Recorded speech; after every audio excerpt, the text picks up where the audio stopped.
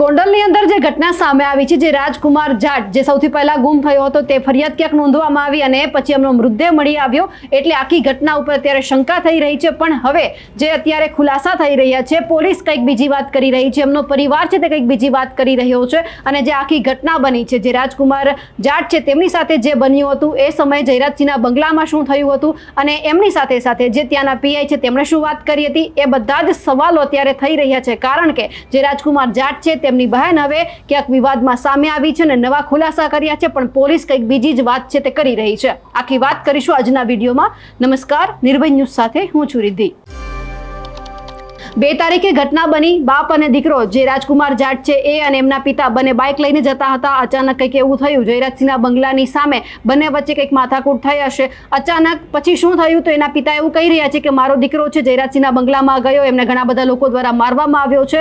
આખી જે ઘટના સામે આવી પછી એક નવા ચોંકાવનારા ખુલાસા થતા ગયા। એમના પિતાએ પણ એવું કહ્યું કે મારા દીકરાને ન્યાય મળવો જોઈએ અને થોડા દિવસ પછી જ્યારે આખી ઘટના સામે આવી, પણ અહીંયા સામે એ આવ્યું કે 2 તારીખે ઘટના બની, 4 તારીખે એ જે રાજકુમાર જાટ છે તેમનો મૃતદેહ મળી આવ્યો, રાજકોટની સિવિલ હોસ્પિટલમાં ખસેડવામાં આવ્યો, બધી જ વાતચીત થઈ। પણ આખી ઘટના પછી 5 તારીખે આખી અરજી કરવામાં આવી કે મારો દીકરો આ રીતે લાપતા છે, એટલે કંઈક આમાં ગડબડ લાગતું હતું। હવે જ્યારે આખી ઘટના બની છે ત્યારે પીઆઈ જે ગોસાઈ છે તે બીજી જ વાત કરી રહ્યા છે, એવું જે રાજકુમાર જાટ છે એમની બહેન કહી રહી છે। એમણે એ પણ વાત કરી છે કે સીસીટીવી પણ મને વાત કરવામાં આવી કે એમને મારવામાં આવ્યો છે, પણ હવે જે એસપી છે તે કંઈક બીજી જ વાત કરી રહ્યા છે। સૌથી પહેલા જે રાજકુમાર જાટ છે એમની બહેને શું વાત કરી છે તે સાંભળીએ અને હવે પછીનો જે ખુલાસો પોલીસે કર્યો છે તે પણ સાંભળીએ। और आप मार रहे हो मेरे को खुद। यहाँ के जो देसाई साहब, क्या नाम है उनका, लोकल पुलिस के हेड है वहाँ पे, गोसाई, हाँ, उन्होंने खुद ने बोला कि मैंने सीसीटीवी फुटेज देखा है। मैंने उनको बोला कि उसमें क्या आया है, मारपीट हुई है कि नहीं हुई। उन्होंने मुझे साफ बोला है कि मारपीट हुई है। फिर मैंने बोला अच्छा पहले किसने मारा, तो बोला कि पहले नहीं, आप ये समझ लीजिए कि पहले उसने मारा। अरे समझना नहीं है, मैंने कहा मुझे रियलिटी बताओ आप। तो उन्होंने बोला, ये एक्सेप्ट किया है कि मारपीट उन्होंने शुरू करी है। तो फिर वो उसने अपने बचाव में वापस से उसने प्रतिकार किया। बाकी वो ऐसा नहीं है कि चलते फिरते किसी को भी मार देता, वरना यहाँ से यहाँ आते हुए मारता ही। काम कीजिए आप, मीडिया को इंटरव्यू आप दीजिए। नहीं, मेरे को इंटरव्यू नहीं देना, मैंने बता दी, मेरी इतनी बात है बस। अब मेरे को मेरे भाई को लेके जाना है बस, ठीक है। ये साफ मर्डर है और इसके अब मैं इसके लिए लड़ूंगी, बस मैं लड़ूंगी इसके लिए। किसके साथ ये मेरे को इन्होंने बोल रही थी तो इसलिए हेल्प आपके करनी पास है तो आए। उनको ये बोलिए कि आप अपना जी, आप सीसीटीवी बोलेंगे, फुटेज हम दिखाएं। नहीं बोल सकते, आप बोलो तो हम दिखाएंगे कि ये ऐसी मांग है। बोल दिया बस। अब ये जो माइक आईडी उसके सामने बोल दी। नहीं, अब पहले बोल दिया है उन्होंने, ऑलरेडी वो बोल चुके हैं। पापा अलग बोले, भैया पापा अलग बोले। अब नहीं बोलना, हमने नहीं बोलना, हमने फुटेज नहीं दी। नहीं, आपने क्या बोला कि वो એ જે વ્યક્તિ ગુમ થયો હતો એનું નામ છે રાજકુમાર રતનલાલ જાટ। એ ગઈ 2 તારીખે રાત્રિમાં લગભગ 2 વાગે પોતાના ઘરેથી ગાયબ થયો હતો। એની જાણ એના પિતાશ્રીને 3જી તારીખે સવારે 9 વાગે થઈ હતી। એ 5મી તારીખે પોલીસ સ્ટેશનમાં આવ્યા હતા સવારે અને 5મી તારીખે સાંજે મારી પાસે મારા ઓફિસે એમના જે પિતાશ્રી છે રતનલાલ જાટશ્રી, એ મારી પાસે મુલાકાત માટે આવ્યા હતા। મેં 1 કલાક એમને સાંભળ્યું હતું। એ બધી એમની જે વાત સાંભળીને પછી મેં ડિફરન્ટ ટીમો બનાવી હતી, LCB, SOG, Gondal city B division police station, A division police station, તમામ ટીમો બનાવીને કે આ વ્યક્તિ ક્યાં ગુમ થયો છે એને શોધવા માટે જુદી જુદી ટીમો અમારા દ્વારા બનાવવામાં આવી હતી। ફૂટેજ અમે ચકાસી તો આમાં એ જાણવા મળ્યું કે 3જી તારીખે સવારે 2 વાગે પોતાના ઘરેથી એકલો જતા રહે છે અને પછી જે ગોંડલથી રાજકોટ હાઈવે છે એના ઉપર આવી જાય છે।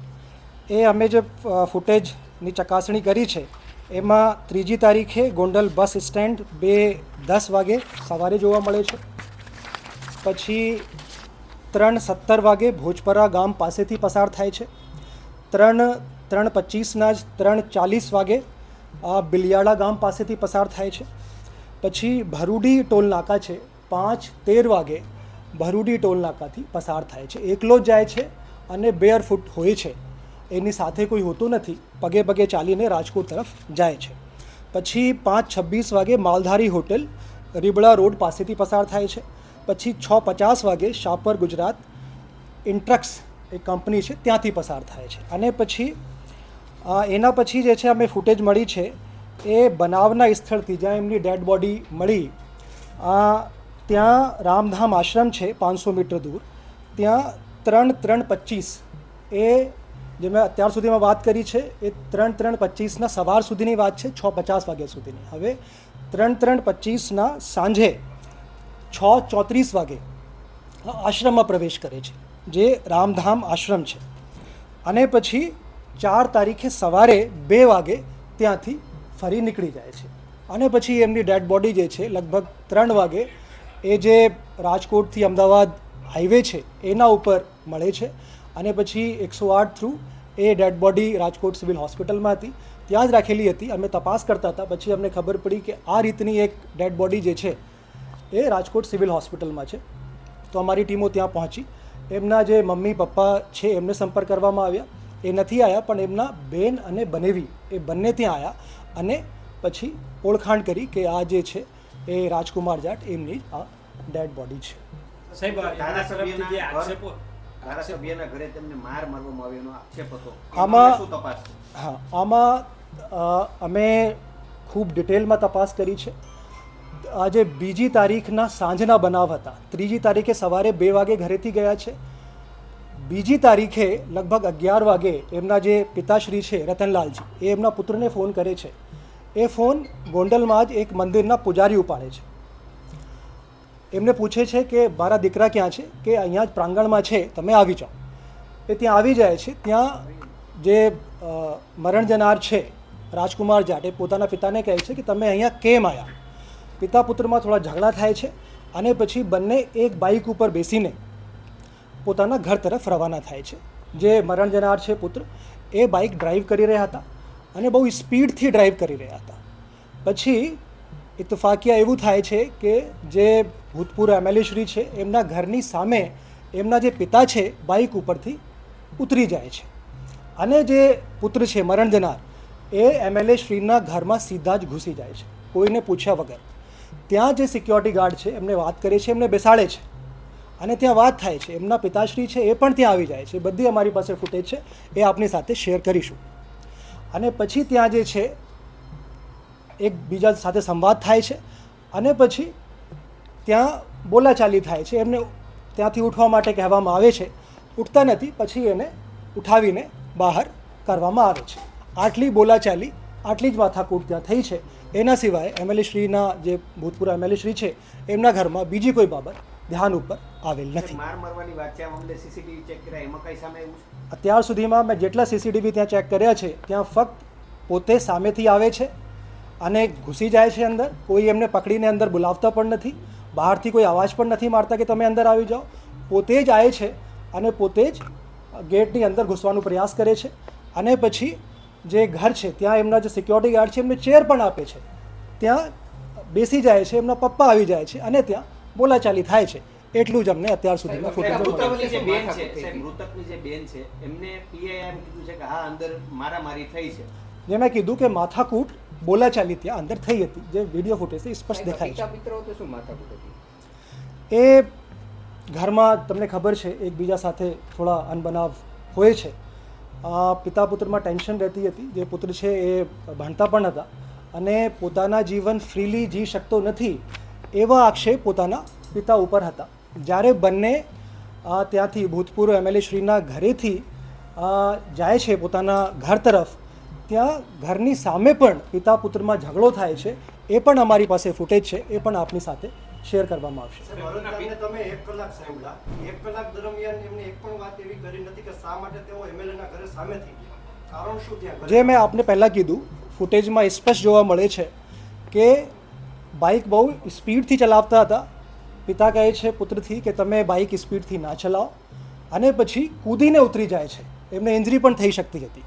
પછી પુત્ર જે છે બાઇક રોકે છે, ટર્ન લે છે, એમએલએ શ્રીના ઘરની સામે બાઇક પાર્ક કરે છે અને કોઈના કીધા વગર એમના ઘરમાં સીધા જ ઘૂસી જાય છે. ઘટનાનું કારણ કાંઈ છે? કંઈ નથી. એ જે હમણાં ધ્યાન ઉપર આવ્યું છે, એ જે વ્યક્તિ હતા મરણ જનાર, એ માનસિક રૂપથી અસ્વસ્થ હતા.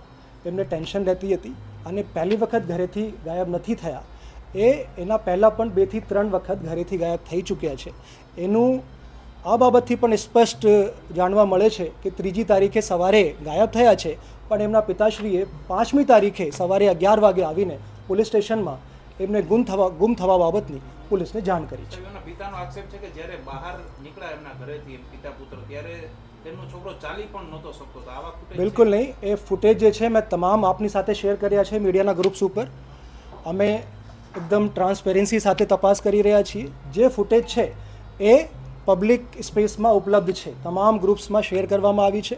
આ જે વ્યક્તિ છે પોતે ચાલીને જાય છે, હાથમાં પાણીની બોટલ હોય છે અને આરામથી ચાલીને જાય છે.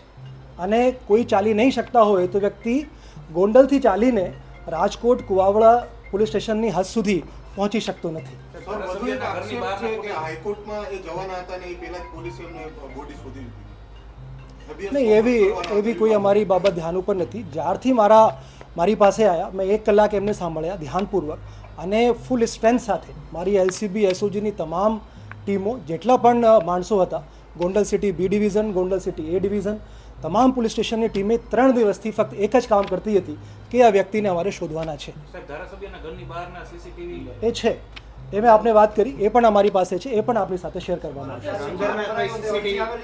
અરજદાર તરફથી પોતાને હા માહિતી અરજી આવેલી છે. હા, એ અરજી અમને મળી છે. અરજદારને અમે કીધું કે તમારે કંઈ ફરિયાદ પણ દાખલ કરાવવાની હોય તો અમે તૈયાર છીએ.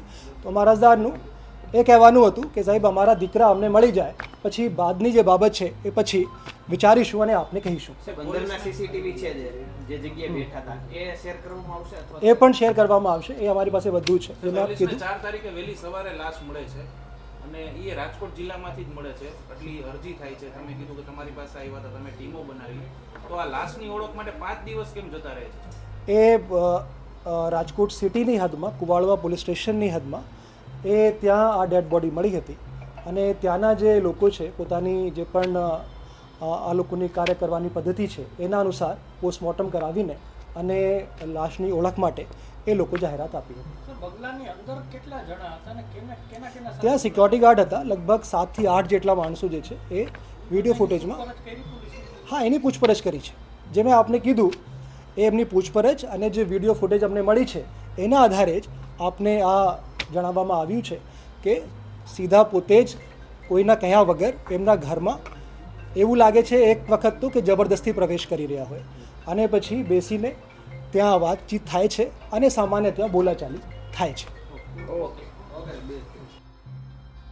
હવે આમાં એક પછી એક નવા વળાંક સામે આવતા જાય છે. જે પીઆઈ છે એવું કહી રહ્યા છે કે હા, માર મારવામાં આવ્યો છે, મેં સીસીટીવી જોયા છે. તો એસપી કંઈક બીજી જ વાત કરે છે. એસપીએ તો એ બધા સીસીટીવી આપ્યા છે જ્યારે રાજકુમાર જાટ છે જે રોડ ઉપર ચાલતો હતો, કઈ રીતે અકસ્માત થયો છે, બધું તેમણે વિડીયો ફૂટેજ સાથે આપ્યું છે. એટલે હવે આ ઘટના કંઈક અલગ અલગ અંદાજમાં આપણને જોવા મળી રહી છે. બે ફાંટા પડી રહ્યા છે. પણ હવે હકીકત ત્યારે જ સામે આવશે કે જ્યારે હવે નવી કોઈ કાર્યવાહી કરવામાં આવશે. અમારા અહેવાલને લઈને આપનું શું કહેવું છે કમેન્ટ કરીને ચોક્કસથી જણાવજો. સાથે જ અમારી નિર્ભય ન્યૂઝ ચેનલને લાઇક, શેર અને સબસ્ક્રાઇબ કરવાનું ભૂલશો નહીં. નમસ્કાર.